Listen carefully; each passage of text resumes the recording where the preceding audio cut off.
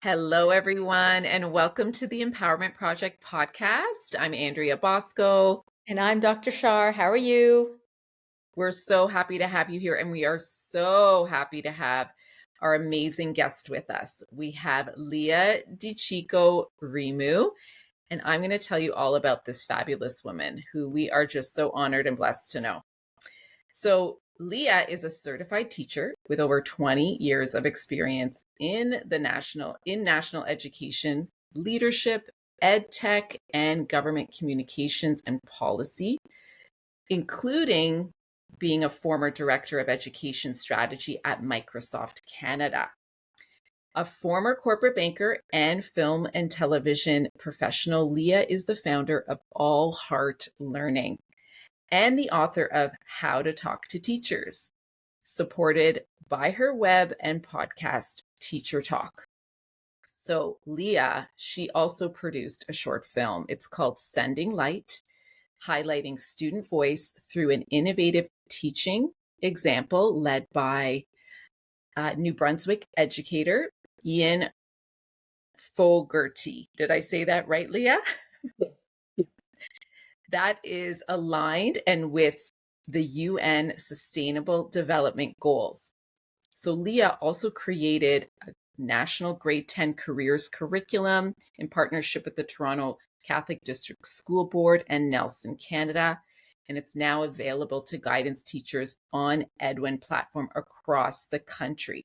So with this lens on, connecting and activating students passionate to have their voices heard, Lia collaborates and co-creates innovative programs focusing on AI, social and emotional learning, and the UNESCO SDGs with school boards, including Peel, Dufferin Peel, Halton, and many more. She also delivered workshops to TDSB parents on student well-being, neurodiversity, and assessments, including student-led entrepreneurship, pilot programs with St. Fidelis in the TCDSB. All of this said, Lia lives in Toronto with her husband and their daughter, who's in her third year university, and their puppy. An artist at heart, she loves to write, paint, and build meaningful connections to help all children shine in the world. So you all see why we love this lady, and we're just so happy to have her with us today. So Lia, thank you and welcome. It's such a pleasure. I'm such a fan of Dr. Shar and you, Andrea, and the work that you do. There's a lot of alignment and synergy in our approach and the output that we produce. So I'm really grateful for the day that we met and the work that we're doing together, and to be here right now to have this little chat and help others. I think that passion that we felt from you the first time we met, it was such a strong connection, and I don't think we knew it at that point in time what our work together would look like. But I knew that there was going to be work, like we were going to collaborate and do things together. So it is you've been such an integral part of our learning. And I guess we want to now know a little bit more about what got you started, because whatever got you started, I mean, you literally are spreading the fire because we're feeling it. Yeah, exactly. Wow. So, with your extensive experience in education, provincially, nationally, even globally, you've written your book. Why don't you hold up your book for us? How to Talk to Teachers. There it is. Amazing, amazing, amazing. And why don't you just tell us more about your work? Like, what drives you? What trends are you seeing in this education space now that's like most important for students and teachers and parents? Like, we really love to talk about obviously education on the podcast. So what drives you? What gets you going in this? That is a question of my life, because remember when we were in kindergarten and you do All About Me? all about me. That's how your teachers get to start on you. And I remember when I was 5, I had to do a book, a stretch book. My mother still has it. And one of the pages was, what do you want to be when you grow up? And I wrote, I want to be a teacher. And my mother said, you're going to be a teacher. So of course, the rebellious little punk rocker that I was on, no, I'm not. So I had to do all kinds of different things to get me back into teaching after having had a career in film and in banking and all these different things. And I realized that I wanted to teach. I'm an artist, but I wanted to teach through the medium. I wanted to teach through the arts. So this love of teaching, this love of children, this love of humanity really propels me in everything that I do. It's all about the kids for me. And I ended up in the corporate world. I mean, I got my teaching certificate and realized, wow, this system is really antiquated and I'd like to help shift it and transform it. And this was almost 20 years ago when I started this work. And now I'm really starting to see being propelled and our systems are in tough shape. So anything that I can do to support that, to help, is what drives me, always in the service of children. So All Heart Learning is my company.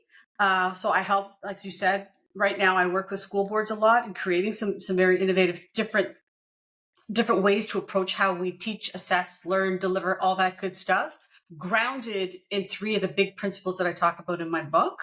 Because right now the system is so fragile, we can't just do a rip and repair. The whole thing would crumble. Mm-hmm. So my approach with the school boards and governments is, what can we do gently right now alongside this big shift that's happening, that's not going to be too disruptive, that we can practice every day. And it can be tiny little things. So grounded in, of course, AI and the new reality of what AI is going to bring to education systems. The work that you do, and these are the synergies around social emotional learning. So who are we? Who do we want to be? And where does that start? With connection to self, other, and then humanity, which is the work of Joanne McEachran out of New Zealand. She's incredible. And then Indigenous ways of being. Because when we start to practice, who do we want to be in this new age of AI? The answers, I believe, are in these very simple practices and ways of being that our Indigenous family, friends, partners can help us with. So what are those simple practices? Kindness is a big one for me. Micro kindnesses. What does that look like? Especially when AI is freeing up all our time and disrupting our employment and just the way we are in the world. What does that look like? So I've always looked ahead of what can we do next, what's possible, always grounded in what we talk about: compassion, forgiveness, all these human competencies that we're looking at now in this new world, right? It's not about output, productivity, all that competition that's exists still, but these sort of new ways of being are introduced. And for me, it's really important to incorporate these, to insert them, to introduce them into our education systems to help our kids be the best that they can be and to take ownership of this world that is theirs.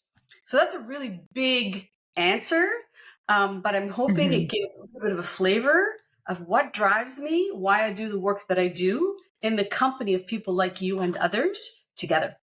Yeah, so absolutely. And we're totally on the same page in that big picture idea. So what I would love to know from your perspective is, how do you see this being taught in schools, or how do we take those baby steps to start implementing these small changes that could eventually maybe turn into big, systemic implications? Implementation. Implementation. Yeah, integration. And you use the right word, Andrea. You use the word systemic, right? So this is a system. I hate to use corporate language, but it's a system driver. It's a system change that has to happen. We talk about transformation all the time. We use that word so loosely now. But if you really drill down and see how transformation and change happens, it doesn't happen at one level. It's multi-layered. So by the time you get to the system, right? By the time you get to the leaders, right? So there's the leaders, there's the teachers, there's the school leaders, there's the parents, and then there are the kids, right? So where does this start? Where does it start? It starts with each and every one of us. So we're doing our own work that then sort of bleeds into the greater system. right? We're all doing our own inner work and all our trauma and all this stuff that's going on right now, and safe spaces and all this wonderful stuff that's happening. Our kids are watching and learning. So we're learning through our children because of COVID and just the way the world is. These kids are in a tough spot, right? Yeah. So in my book, I have, at the end of each chapter, I have simple tips, ways to talk to questions to ask your children. These discussions right now are at a level of the system where we think it all should be happening up here, and it's got to be top down, and there's got to be some big major thing that's going to shift us, and we're going to be fine. It's messy. It's organic. It's individual. And then it's like that ripple, right? We talk about in Buddhism, when it's just one pebble and then it sort of ripples out. It starts with us, right? We mentioned connection to self before we can have connection to other, and then connection to humanity. Mentioned that just 2 seconds ago, and its importance. That's why it keeps coming back. So a lot of tips and tricks in the book if you're interested in exploring that. But if we think about the big competencies we want to see in our system, even we think about the global competencies that we're supposed to be teaching, there's 6 of them, right? So this is out of the big minds and the big thinkers that have said, okay, these are the things we need to do in this new age of AI: creativity, collaboration, critical thinking, communication. And then there's all kinds of these add-ons. Those are the system things, right? That then we'll go into the classroom. But what are the human ways we need to be to meet those competencies? And that's where you guys come in, right? And the work that you're doing is critical. It's critical. It used to be thought of as fluff, right? Those soft skills, because we were very much an output-driven society. I am here to produce reading glasses. How many did you produce? Did you produce them on time? How many did you sell? That's changing. We're still, driven that way for the most part. But these little tentacles are starting to creep in. It's like, what? Why am I doing this? Is this important? How does this contribute? Am I expressing my true self? That's a healthy system, right? So that's what some of the things we need to think deeply about how are we showing up this way for our kids, not just at school, but at home and with each other. So it's for me, the education space is much bigger. I love the education space, but it's more about who do we want to be? Who do we want to model? How do we want to model this to our children? And how are they going to be? And it's a very different world. Very, very different world. So when we used to do work in the corporate space, I mean, it is a space that we're re-entering again, but we used to go and do a lot of like wellness discussions and topics and workshops and whatnot. And I think one of our biggest frustrations, honestly, was the fact that the leaders, like you said, at the top, were not participating in these events. And so what we found is that if you're not doing work at the top, then how does that trickle down into the culture, into your employees? Like, because really at the end of the day, whatever's happening on the top happens at the bottom. And I say this even in a home setting. If parents aren't really doing that emotional intelligence work, which is exactly what you described, then how does that trickle down into their children, who are products of their environment? And then we can ask the same of teachers, like, is there funding for teachers to do this kind of work so that, again, trickles down into the classroom? I think that's probably one of our most frustrating, it's probably one of the most frustrating elements of the business, because we know that there are so many different touch points and only part of them are being met. Yes. But the fact that we're having this conversation is really important, because it's shedding light on this. And I think we really have to validate here that, excuse me, you may know this expression, we're building the plane as we fly it, which who's going to get on that ride, right? So we're trying to effect change alongside of a system that already exists that's crumbling. That's a tough spot to be in. So we're trying to teach this to our children when we are also in effect learning. Yeah. That's a lot. And that's why I think wellness is critical. It's critical. Social emotional learning is critical. And, when things get tough and the rubber hits the road, it's one of the things that goes. Teacher PD, training, all of these things that should be at the forefront when we're faced with these challenges actually fall behind, because the focus then becomes on productivity, right? And what does it need to produce? And why are we producing? especially when we look at the state of our planet and what we've done to it and how we've hurt our planet with consumption and production and all that stuff. It comes back to who do we want to be? So we're doing this work alongside trying to role model that to our kids. We need to give ourselves some grace as we work through this and figure it out. Absolutely. And so what I would love to, so your book is called How to Speak to Teachers, or How to Talk to Teachers. Here it is And again. yeah, let's see it again. And obviously, I love that title because I think as parents, and, Shar and I both, and I know you're a mom too, is that, we have this expectation of like, teachers should just know. They should just know, and they should just do their job. And, my kid's going to come home and they're going to learn all this stuff. But I love that you're helping parents actually ask the right questions so they get what they want from the experience of the teacher. Like it's like a collaboration. It's a joint effort. But a lot of parents, it's like, I'm dropping my kid off. See you in 6 hours. You deal with them now. So how do we start to, first we read great books like yours, but like, how do we start to like educate and promote this idea of like working together instead of against each other? And I know, like you said, it does start from having our own self-awareness, but yeah, like I'm just gonna throw that out there. Like, how do we get more of this happening? Okay, let's start with teachers are human. It's always very easy to slag on a teacher, especially if there's something going on in the classroom and a child needs support. It's always easy to dump on the teacher. I want to add that I have had the honor of working with brilliant, spectacular educators across the country and in the world.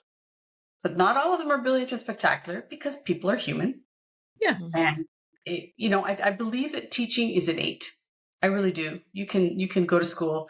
When you're called to teach, it's very special and it's a gift. So when a teacher is also learning and their heart is in the right place, they're going to be open to those conversations, even the tough conversations. They will do the work. They will do their own work in service of the child.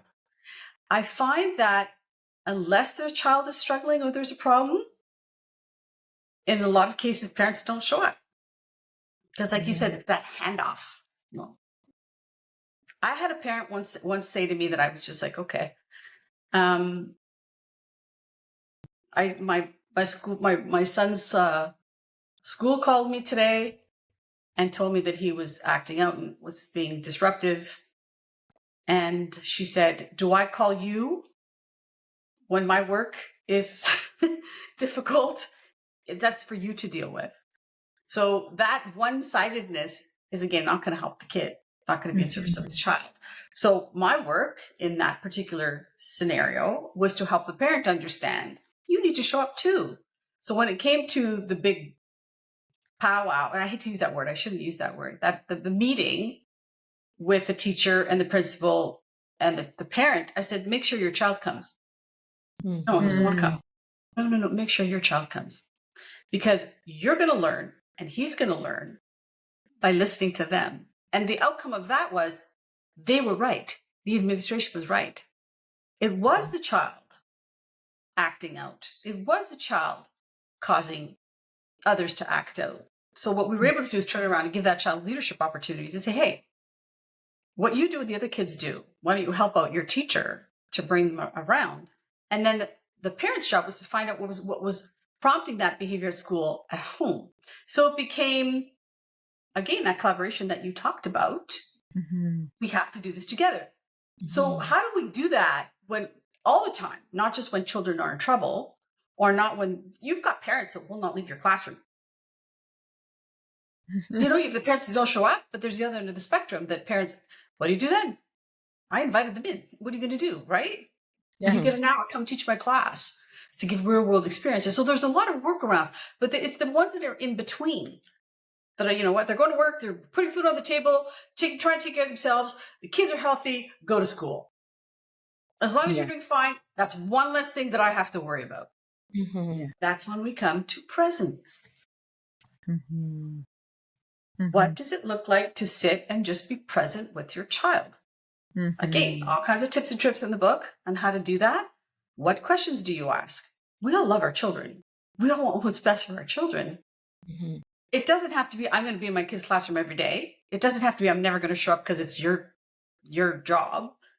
How can I be present in every moment to understand what my child needs in the simplest of ways? Even if I got to cook dinner, you know what? Here's a fork, go stir something. And the conversation that comes out of that fosters connection, presence, connection. Then you understand what's going on with your kid. It may not be anything with the teacher of the school. It may just be a connection with you and your child in a very special moment. But once you're armed with that information or data, I hate to use that word, but you know your child, you know what your child needs. And then those conversations with educators or healthcare or whoever are much easier because you have that knowledge of who your child is. And that's the gift of being a parent, is it not? Absolutely. And I think it's like, I notice it more as my children got older, especially when my daughter went to high school. There was a lot of blaming the teacher for everything. And it was like, but mom, and I did this and the teacher is this way, or the teacher doesn't do this and that. And I mean, what I preach in my house is you cannot control other people. All you can do is work on how you are responding to the situation. And listen, I'm not saying that there aren't better teachers than others out there. 100%. I get that. But this is the cards you've been dealt. Okay. I will be here to support you and I will watch the patterns. And if there's a real issue where I have to step in and have a chat with the teacher, and I'm at every parent teacher interview. I see so many parents that are not showing up to high school interviews anymore because it's like, what's the point? I am there. I want these teachers to know I am involved in this thing. And it's like, let's work together. And so I try, because there's both sides, right? There's the parent who's like, yeah, screw the teacher and you're right. And then there's the parent that's like, don't listen, listen to the teacher and do what they say, and you're a crappy student and that's why you're not doing well. So there's like both extremes where it's like, can we find a happy medium where, listen, yeah, maybe there is some issues with the teacher and their teaching style. How can we work with your style so that you get the best results? And, maybe, and I always tell my daughter, get to know the teacher.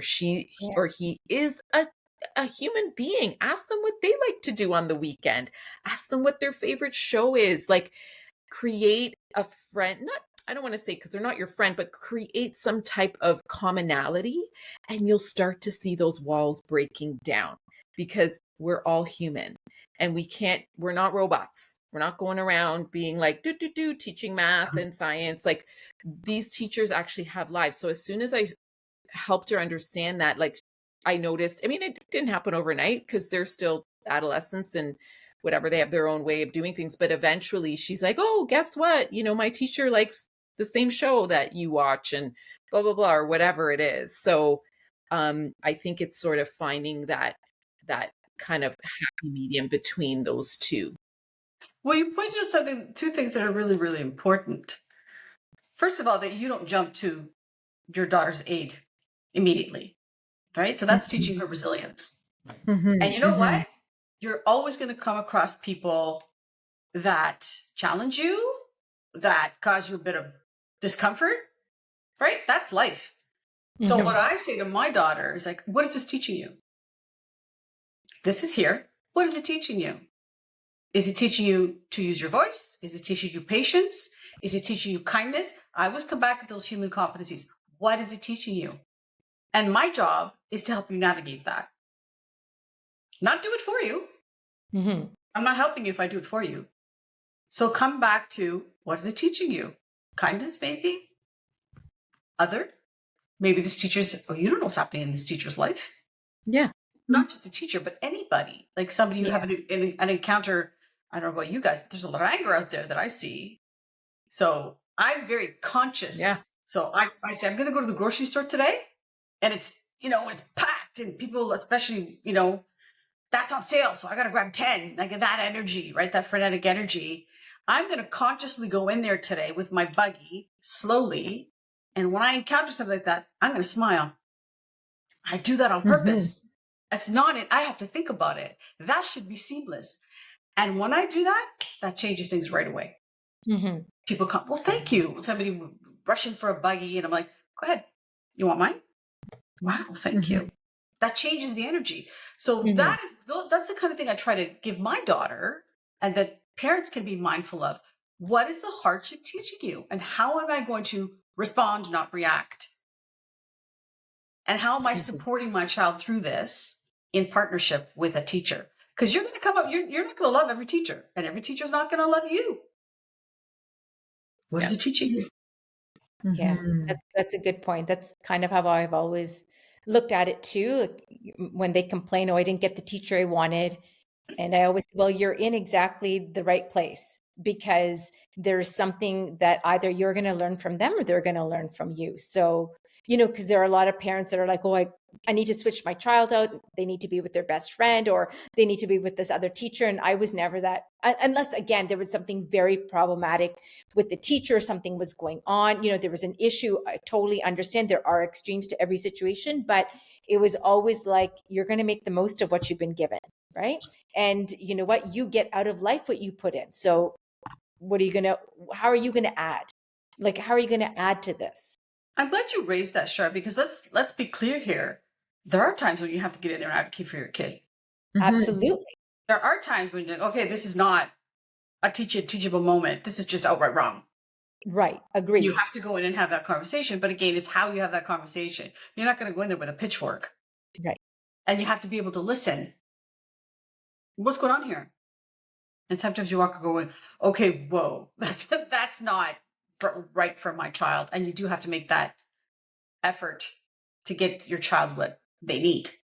So there are extremes here. So this is not about accepting everything. You have to be very clear about your child's needs without antagonizing and without making it a really uncomfortable confrontation. And that starts with listening to other. What's going on here?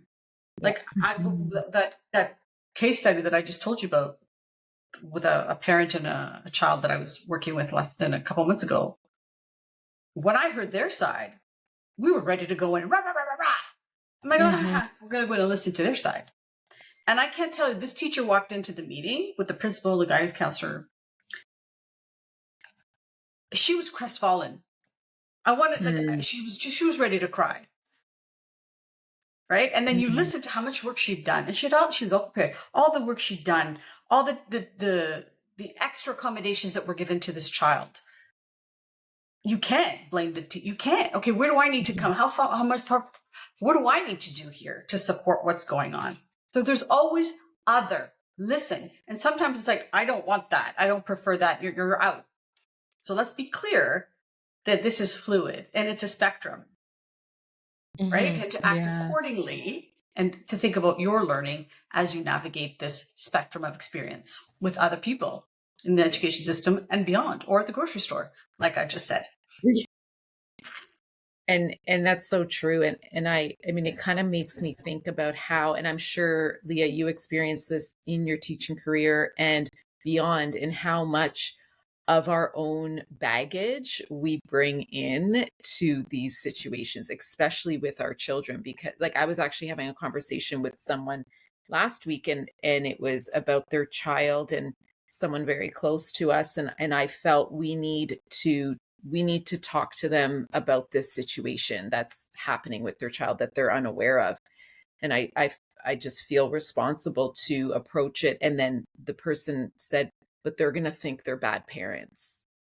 And I'm like, but I need to let them know that this isn't about them. This is about their child who is in like distress and heading down the wrong path. And they need to take themselves out of it. And it's, we're all like, there's so much shame in parenting and, am I doing it right? Am I doing it wrong? But, it's like we have to try to remove some of our hang-ups ourselves in order to have these conversations. Which is Right. why I love, like, even the name of your company, the Empowerment Project. Hmm. You're responding to this and you're trying to help people cultivate those behaviors and offer those learnings so people can do that. So that the work that you're doing in my mind is critical as we weave through this. It's the kind of work that needs to be done so we land on our feet, so we can be the Yeah. best we can be, because you're giving people the opportunity to empower themselves with the knowledge and the behaviors that then they can show up in the world that way, role model to their kids, and behave appropriately to move things along in a positive way, not only in the education systems, but in the world. So some of the things that you do, I think, are really, really compelling, especially in this age of AI, right? We're talking, AI is coming, the jobs, and oh my God, what are we going to do? So when you talk about some of the stuff you do with Schism, if Yeah. you want What to do you explain think what that about is, that? I think it's fantastic. I Hmm. think it's opening up sort of like a new vertical, if you will, in the corporate world, we use vertical, or a new space for kids to explore what they want to do. Because let's face it, everybody's job is going to change with AI. Teachers are going to teach differently with AI. Do I need an accountant? Do I need a lawyer? I went into a doctor's appointment with my mom last week, and the doctor said, can we use AI? Can I use AI to capture this conversation? Well, I have a background, and I was able to say, well, what about security? What about privacy? Can you help me understand how this information is going to be used, where it's going to be stored? All those really critical, cybersecurity questions that we need to understand with AI. But they were using it, Yeah. right? So that their jobs are going to change. So this exploration of like, oh, this schism is really, really important, really, really interesting. Why not? So I would love to hear from you guys how you what you offer around schism, what it is. Let's start with what it is, and because parents need to know that this is another opportunity for kids to do great things and be passionate about what they do and contribute to the world. They don't have to be doctors, lawyers, accountants, architects, like all that stuff. A lot of it is going to be AI driven. We're already seeing it now. So what can our kids do? Like the top jobs are not doctors, Hmm. lawyers, accountants anymore. It's all data specialists, security specialists, it's all that stuff. So what is schism? What is it? Tell me more. Tell our parents more. Sure. It's Schism. It's a program that's offered by the government. And it is a specialty, it's called the Specialty High Skills Major Program, and it allows students in high school to achieve certifications outside of their diploma. So, depending on the career or the field that they're interested in, they're able to attain these certificates. So, the Empowerment Project offers Schism certificates, and these are offered in all boards across Ontario. It is funded by the government.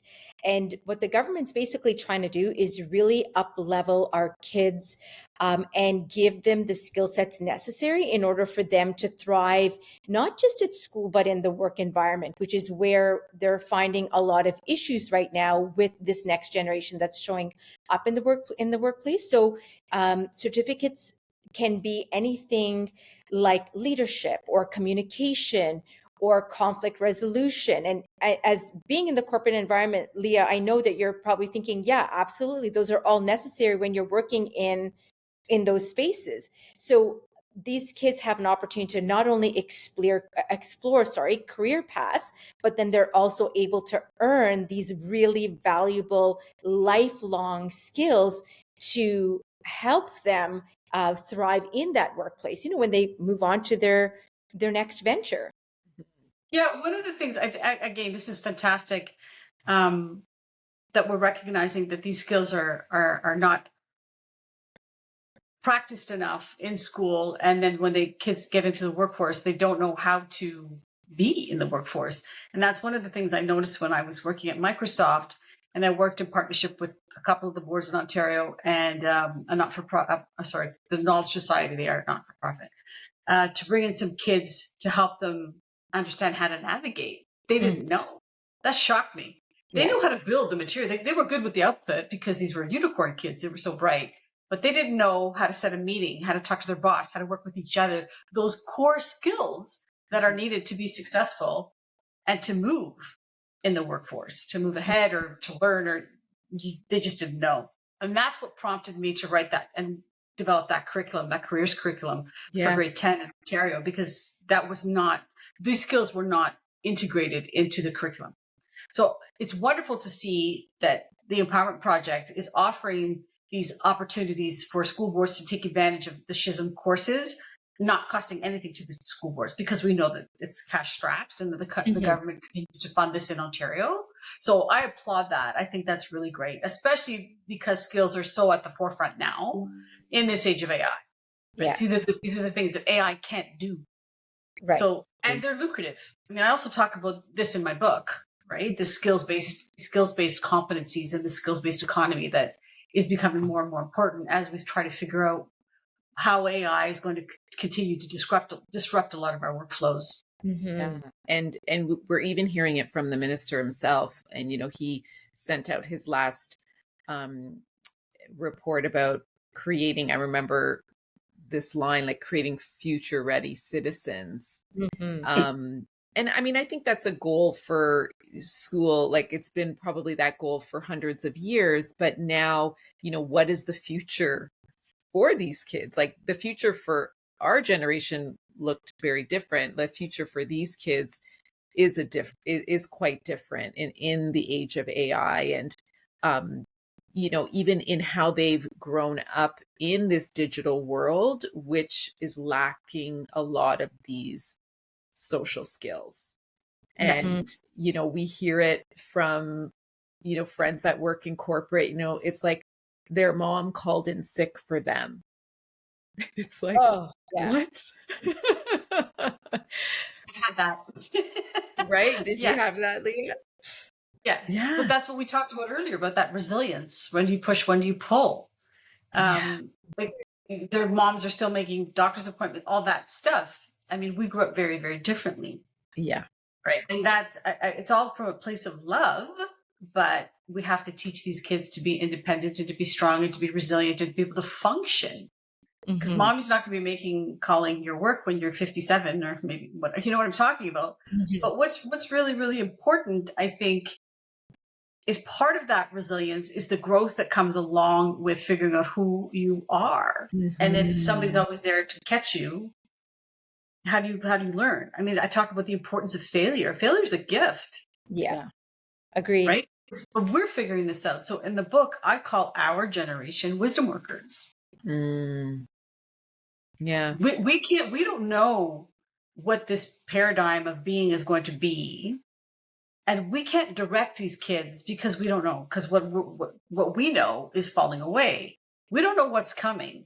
We have to set them free. We have to let these kids figure it out. But our job is to be the guardrails, is to keep them safe, is to give them what wisdom we have and let them go. Because they're going to shock and surprise us. Because what's coming, we can't envision, but it's theirs. So we're kind of like midwives, right? Yeah. Trying to breathe this new way of being with all these new skills and competencies and all this new technology and figuring out the world's problems. That's theirs. That's what we're giving them. And on the flip side of that, we're also giving them how to be safe. We know how to do that. And then set them free and let them amaze us. I have faith. I love humanity. I think we can do incredible things, but it's up to us right now to do the work that we're doing as we're fumbling along and be the best we can be for our kids so that they can be the best they can be for their kids, and onward we go. So the work that you're doing again, I say it again and again and again, is critical. The conversations that we're having right now are going to get us, the conversations are going to get us through, right? There's no way out. It's just through. That's right. So thank you for helping get us through. And thank you for the work you're doing. It's been amazing to meet so many like-minded individuals along our journey. And because we can't do it alone, it really takes a village, as we say often in raising children. And I think it's, as much as we need to look within our home, it's about understanding like you said, the ripple and how it starts in the home, and how is it going to look in our community? How is it going to look in our city and country and all that? And But what you said is so key. You know, it starts with us. We need to have that consciousness to read the right books. Like everyone, if you're a parent, if you're a teacher, go pick up Lia's book, How to Talk to Teachers. And it's not, it's, there's a wealth of knowledge in there, but you know, we don't have all the answers. There's no handbook, right? You know, we're kind of navigating this along with our own crap, along with our own stress and, you know, jobs and all that great stuff. So you need to source out things that are going to help you along the way and be open to it, right? And I mean, I really believe you attract who you are, right? So, Yeah.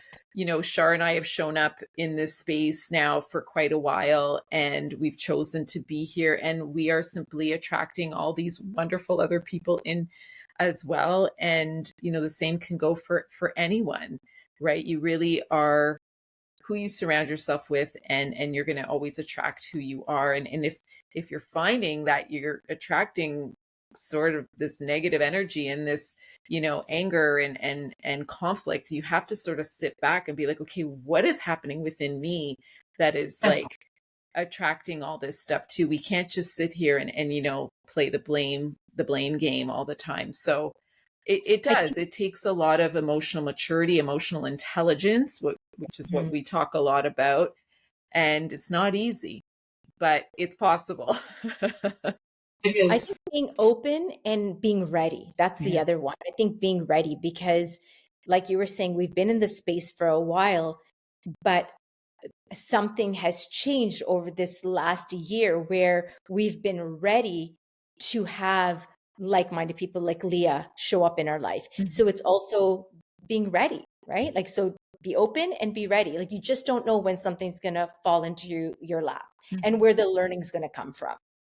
So I think of two of my favorite sayings: ask and the teacher appears, leap and the net appears. Oh, I love that.